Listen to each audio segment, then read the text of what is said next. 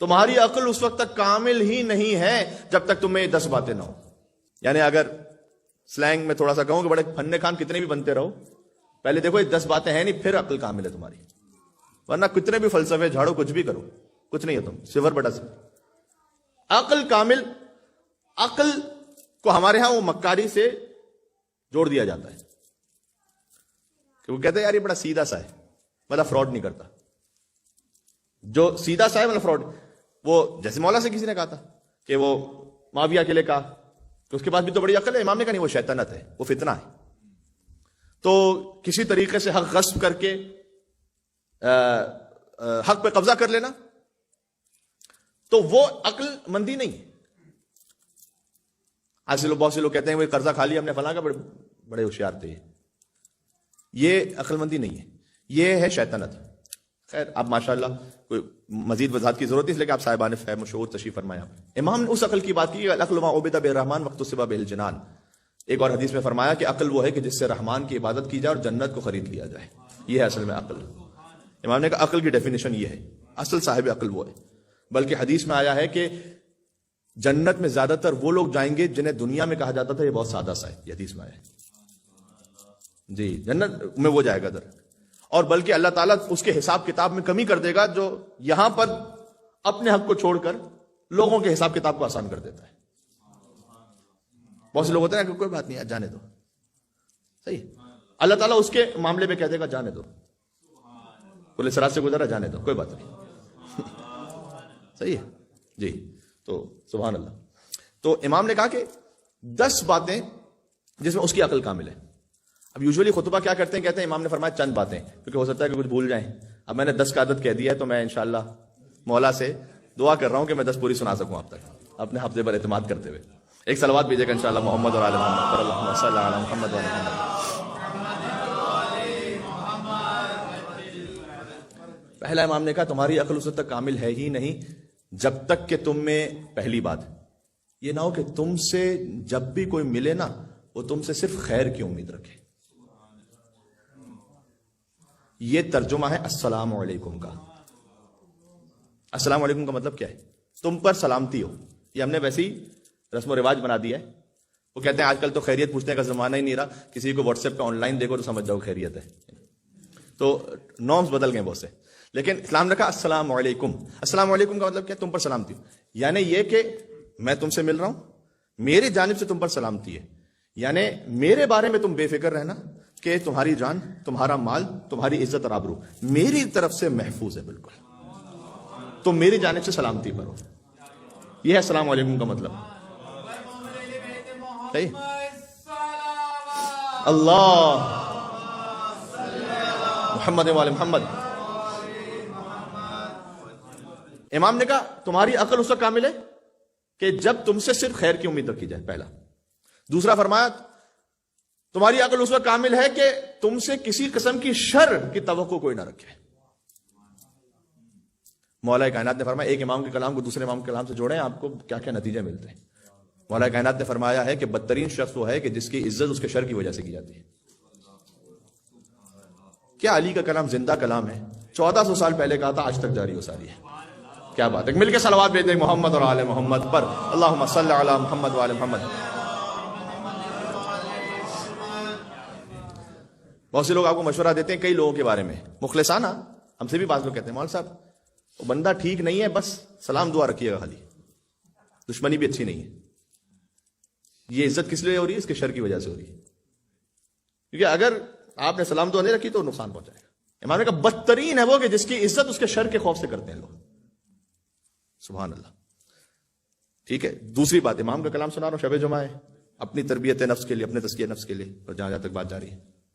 فرمایا تمہاری عقل اس وقت مکمل نہیں. تیسرا فرمایا کہ جب تم کسی اور کی نیکی کو دیکھو کوئی تو کتنی ہی چھوٹی بظاہر کیوں نہ ہو اسے بہت بڑا سمجھو. اور چوتھا فرمایا تمہاری عقل اس وقت تک مکمل نہیں کہ جب اپنی نیکی کو دیکھو تو بظاہر کتنی ہی بڑی کیوں نہ ہو اس کو چھوٹا سمجھو. یہ عقل کامل ہونے کی دلیل ہے. صحیح. یوزلی بہت برعکس ہوتا ہے. اپنا جو چھوٹا سا کام ہوتا ہے وہ بڑھا چڑھا کے. ہم کہتے ہیں نا کہ ہم دوسروں کے معاملے میں جج ہوتے ہیں اور اپنے معاملے میں وکیل ہوتے ہیں. جب دوسرے کی برائی دیکھتے ہیں تو جج کرتے ہیں، اپنے معاملہ سامنے آتے ہیں تو ہم وکیل بن جاتے ہیں خود کہ نہیں یہ تو تھا، تو ایسا تھا، تو ویسا تھا، وہ تفصیلات شروع ہو جاتی ہیں۔ جو دوسروں اپنے لیے اگر آپ یہ اسپیس چاہتے ہیں تو دوسروں کو بھی تو اسپیس دینا پھر اتنی۔ پانچویں بات فرمایا کہ تمہاری عقل اس وقت تک کامل نہیں ہے کہ اگر تم سے کوئی جب بھی حاجت مانگے تو اس کے لیے اپنے دل کو تنگ نہ کرو۔ یعنی کیا مطلب؟ امام نے بڑا بلیغ فرمایا، یہ فرمایا کہ ہو سکتا ہے کہ تم اس وقت اس حالت میں نہیں ہو کہ تم اس کی مدد کر سکو، لیکن اپنے دل کو چھوٹا نہ کرو کم از کم۔ صحیح ہے، بات تو سن لو کم از کم اس کی۔ کتنی باتیں ایسی ہوتی ہیں جو فقط سننے سے حل ہو جاتی ہیں، یقین فرمائیے گا۔ کتنے ہی ایسے اسپاؤسز ان کے کیسز آتے ہیں، اب جب وہ خاتون یا وہ مرد وہ اپنی بات سنا رہے ہیں، آپ ہمیں دل میں محسوس ہو رہا ہوتا ہے کہ میں بظاہر اس کی کوئی ہیلپ نہیں کر سکتا، لیکن 1 گھنٹہ سوا گھنٹہ بات سنی، اب ہمیں کئی مرتبہ اپنے اندر شرمندگی کہ میں اس کی مدد تو کوئی کر نہیں سکتا، لیکن بہت مرتبہ ایسا ہوتا ہے کہ وہ اٹھتے ہوئے جاتے ہیں کہتے ہوئے کہ مولانا صاحب بس بات آپ نے سن لی، دل کو راحت ہو گئی، ایسا لگ رہا ہے کہ جیسے آدھا مسئلہ تو حل ہو گیا۔ ابھی کسی کی بات سن لینا بھی اس کی حاجت روائی ہے۔ کیا بات ہے، بات ہو رہی بھائی؟ اللہم صلی علی محمد وآل محمد۔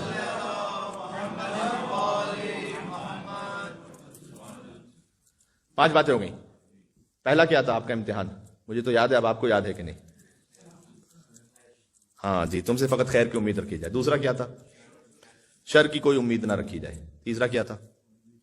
کسی کی نیکی کو دیکھو چاہے چھوٹی ہو بڑا سمجھو، اپنی نیکی کو چاہے بظاہر بڑی ہو چھوٹا سمجھو۔ پانچویں یہ کہ اگر کوئی حاجت تم سے طلب کرے تو دل تنگ نہ بن، دل کو وسیع رکھو۔ چھٹا فرمایا کہ چاہے تم زندگی کے کسی بھی حصے میں پہنچ جاؤ، عقل کے کمال کی نشانی یہ ہے کہ علم حاصل کرنے میں کبھی شرم محسوس نہ کرو۔ یا اللہ، ایک جملہ ایسا ہے کہ جو زندگی بدل دینے کے لیے کافی ہے۔ آقا علی ابن موسیٰ رضا علیہ السلام شہنشاہ خراسان، ایک مل کے صلوات بھیجتے ہیں محمد اور آل محمد پر، اللہم صلی علی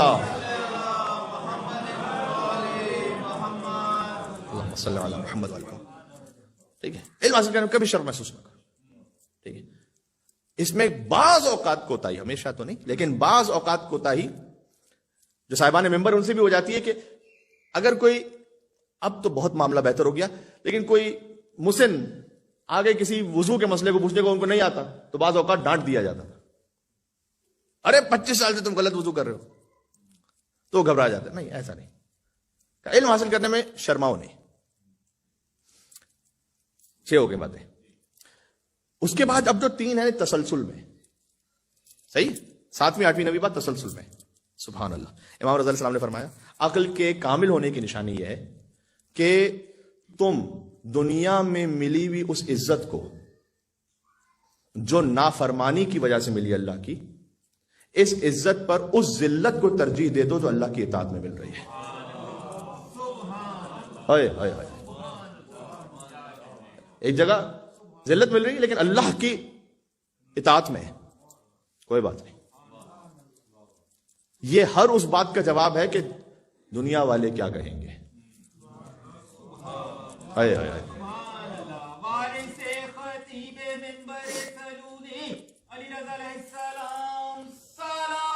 اللہم صلی علی محمد و آل محمد۔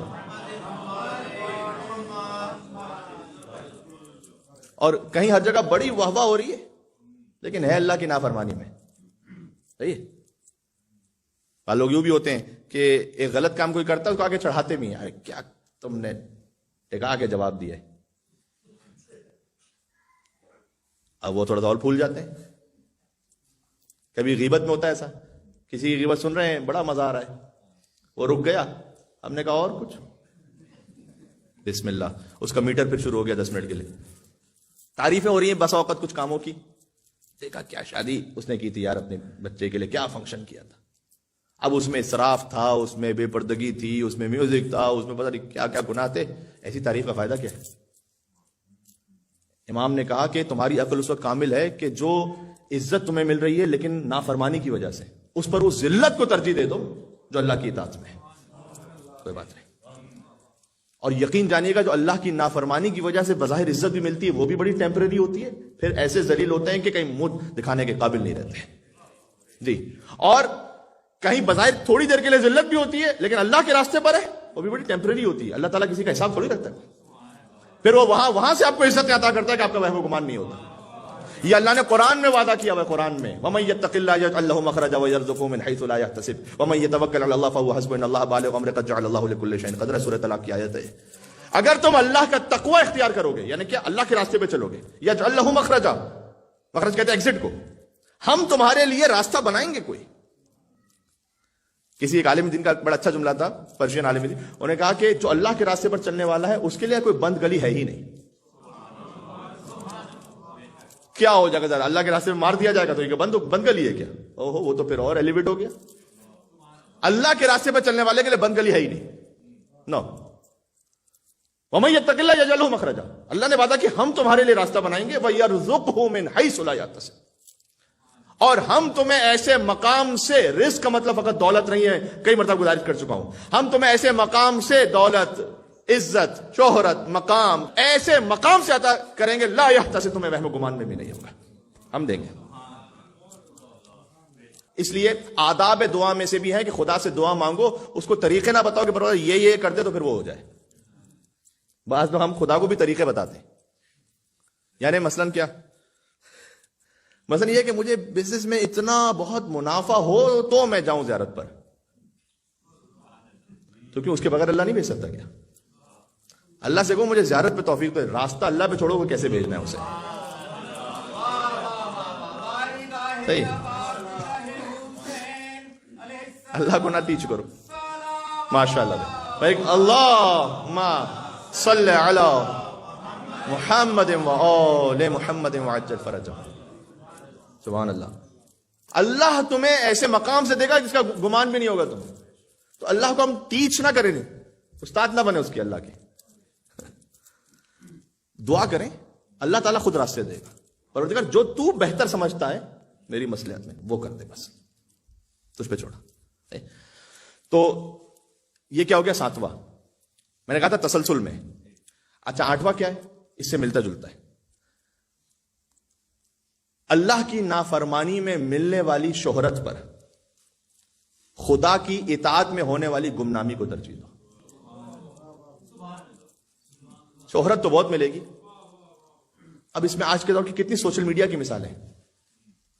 یوٹیوب پہ کچھ بھی اسپائسی کر کے ڈالا تو لائکس پہ لائکس، ویوز پہ ویوز.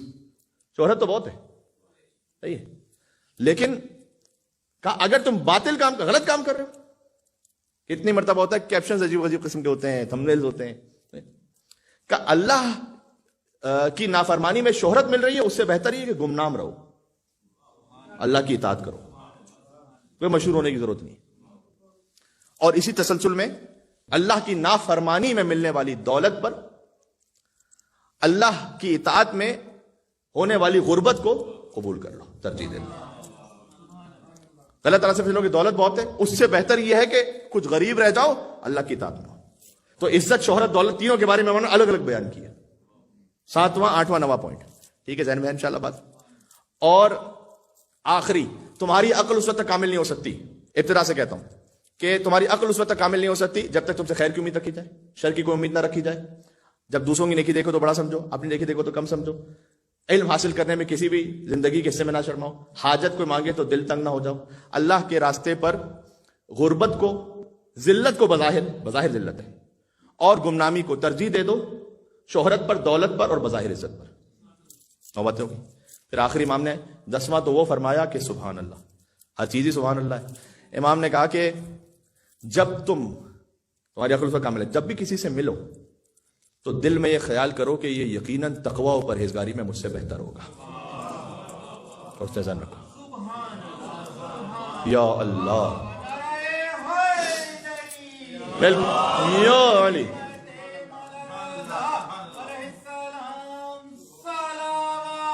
اللہم صلی علی.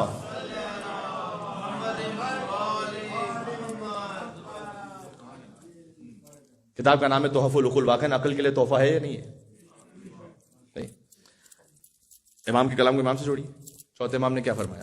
جب تم اپنے کسی بزرگ سے ملو تو دل میں خیال کرو کہ اس کی زندگی مجھ سے زیادہ ہے، اسے اللہ کی عبادت کرنے کا مجھ سے زیادہ موقع ملا ہے، اسے اپرچونٹی زیادہ ملی ہے. اس کا مطلب اس کے اعمال زیادہ بہتر ہوں گے. اپنے کسی کمسن سے ملو، دل میں خیال کرو کہ اس کے پاس گناہ کرنے کے موقع کم آئے ہوں گے، میرے پاس زیادہ آئے، اس کے گناہ مجھ سے کم ہوں گے. ہمسن سے ملو تو کیا، سبحان اللہ. امام نے کہا جب ہمسن سے ملو تو دل میں تصور کرو کہ مجھے اپنے گناہوں کے بارے میں تو یقین ہے، اس کے گناہوں کے بارے میں بھی شک ہے.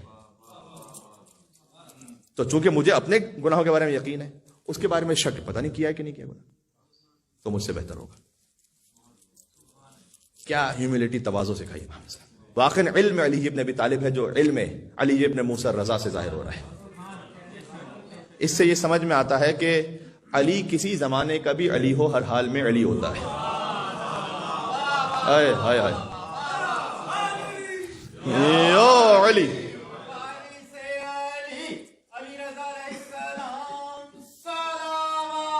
اللہم صلی علی